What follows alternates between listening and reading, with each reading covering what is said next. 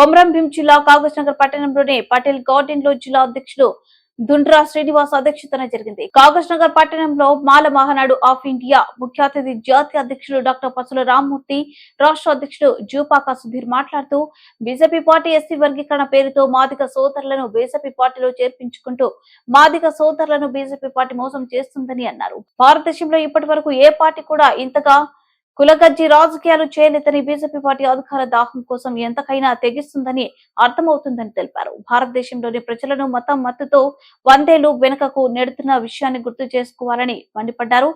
SC వర్గీకరణ చేస్తామని మాదిగలను పార్టీలో చేర్చుకోవడం భావ్యం కాదన్నారు. ముఖ్యంగా దళితుల 100 సంవత్సరాల వెనుకకు నెట్టే కుట్ర జరుగుతుందని, దళిత సోదరులు ఎవరైనా బీజేపీ పార్టీలో చేరొద్దు, బీజేపీ పార్టీలో ఉంటే బయటికి రండి అని పిలుపునిస్తున్నామని, బీజేపీ పార్టీ ఎస్సీ వర్గీకరణకు మద్దతు అని తెలిపిన మాలలు ఎందుకు ప్రశ్నిస్తలేరని ఆవేదన చెందారు.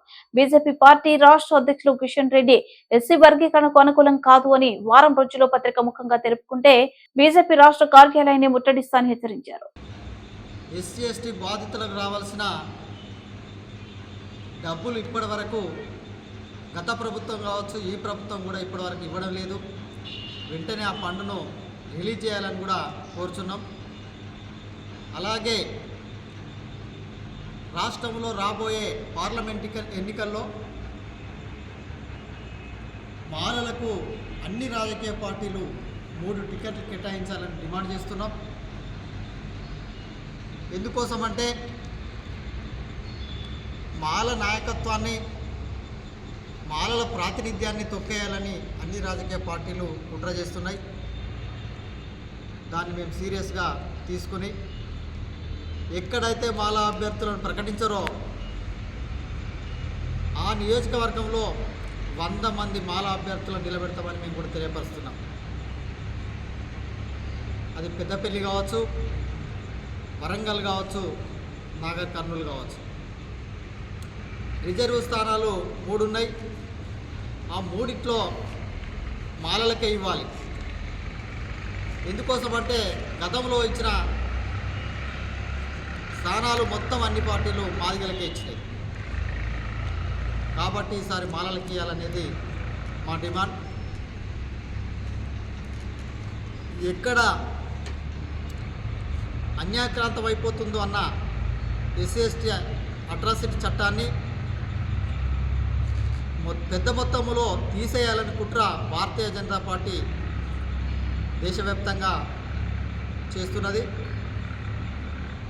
భారతీయ జనతా పార్టీ కూడా తన తప్పును తను తెలుసుకొని ఇప్పటికీ ఒకసారి ఉద్యమాలు చేసి సాధించుకున్నాం.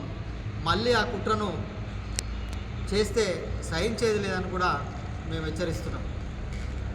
భారతీయ జనతా పార్టీ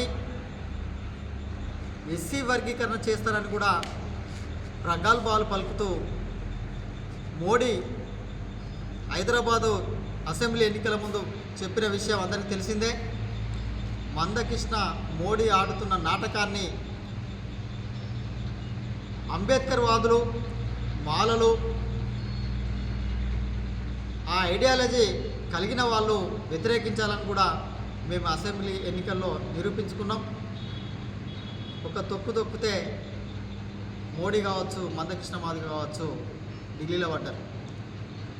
మళ్ళీ పార్లమెంట్ ఎన్నికలకు ఏదో ప్రయత్నాలు చేసినట్టుగా చంద్రచూడ్ కమిటీ వేసి సుప్రీంకోర్టులో వాదనలు విన్నారు. కానీ సుప్రీంకోర్టు కావచ్చు 341 ఆర్టికల్ను అనుసరించాల్సిందే అని డాక్టర్ బిఆర్ అంబేద్కర్ గారు పార్లమెంట్లో ఆమోదం పొందాలని ఎప్పుడో రాసిపెట్టింది రాజ్యాంగంలో. అంతటి గొప్ప వ్యక్తిని కాదని చేసే దమ్మున్న వ్యక్తులు ఎవరు లేరని కూడా మేము తెలియపరుస్తున్నాం. ఎస్సీ వర్గీకరణకు మందకృష్ణ మాదిగకు రాజకీయ పార్టీలు అడ్డగా ఉండొచ్చు, కానీ మా వెనుక రాజ్యాంగం ఉంది. ఆ రాజ్యాంగం రాసిన డాక్టర్ బిఆర్ అంబేద్కర్ ఉన్నారు. అది గుర్తుపెట్టుకొని రాజకీయ పార్టీలు ఎలాంటి నిర్ణయాలు తీసుకున్నా కూడా వాళ్ళు తునకలైపోయి ఆ పార్టీ బొందబెడతామని పడిపోతుంది కూడా అని హెచ్చరిస్తున్నాం. అలాగే ఈరోజు చూసుకున్నట్లయితే తెలంగాణ రాష్ట్రంలో ఎన్నికలను సస్యశ్యామలంగా అన్ని రాజకీయ పార్టీలు కావచ్చు స్వేచ్ఛగా జరిగే తీరుగా చూడాలి.